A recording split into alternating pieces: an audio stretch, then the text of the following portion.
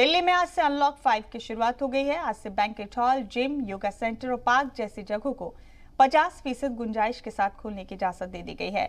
Delhi disaster management authority के जरिए जारी किए गए हुक्मनामे के बाद आज से ये सभी मकाम आम लोगों के लिए खोल दिए गए हैं।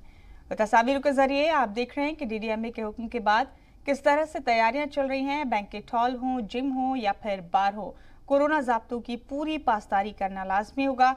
इन सभी जगहों से जुड़े कारोबारी इंतजामिया के इस फैसले से बेहद खुश हैं, क्योंकि 2 महीने से भी ज्यादा वक्त से बंद जिम और बार मालिकों की इनकम पर इससे बुरा असर पड़ रहा था।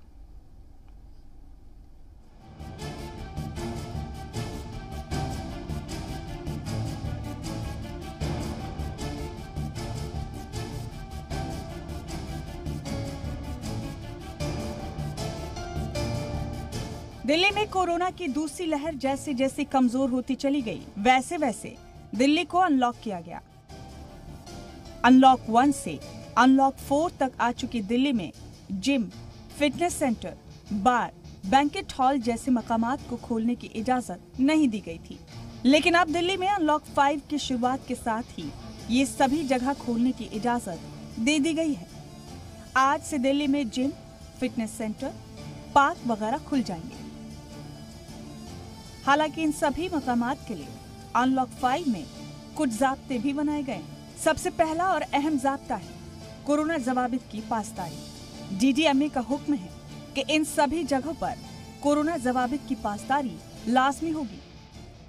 बैंक्वेट हॉल सिर्फ शादी के लिए ही खुल सकेंगे और हॉल में सिर्फ 50 लोगों को आने की इजाजत होगी।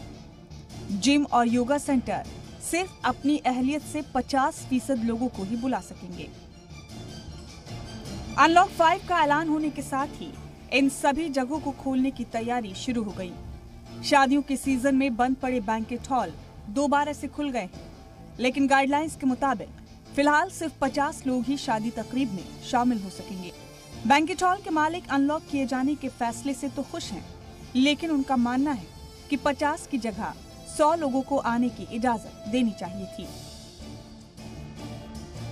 एज पर गवर्नमेंट गाइडलाइंस के अकॉर्डिंग 50 लोगों की अनुमति दी गई है अभी तक यहाँ पे बैंक्वेट हॉल के अंदर। बट आपको पता है कि बैंक्वेट हॉल बंद थे। अप्रैल 19 के बाद से ही काफ़ी मुश्किल हो रही थी लोगों को शादी करने के लिए।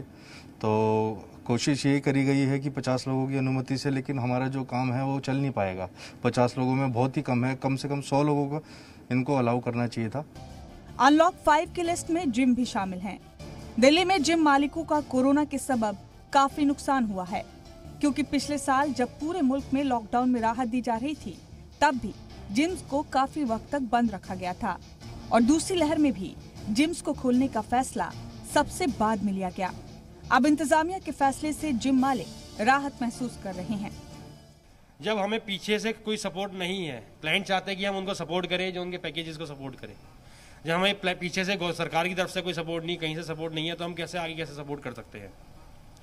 जैसे कि और राज्य में house tax, property tax, fix charges, बिजली के बिल माफ़ करे गए हैं, तो हम भी यही चाह रहे थे सरकार की तरफ से कि ऐसा कुछ रिलैक्सेशन जिम इंडस्ट्री को दिया जाए। लेकिन जिम, फिटनेस सेंटर और योगा सेंटर के ऑपरेटर्स के लिए कुछ गाइडलाइंस भी बना दी गई हैं। जिम में उन्हीं लोगों को एंट्री दी जाएगी जो वैक्सीन ले चुके हैं। जिम में अंदर जाने से पहले बॉडी टेम्परेचर और ऑक्सीजन लेवल मापा जाएगा। मास्क पहनना और सोशल डिस्टेंसिंग की पासदारी करना जरूरी होगा। हर घंटे जिम को सैनिटाइज करना लाजमी होगा।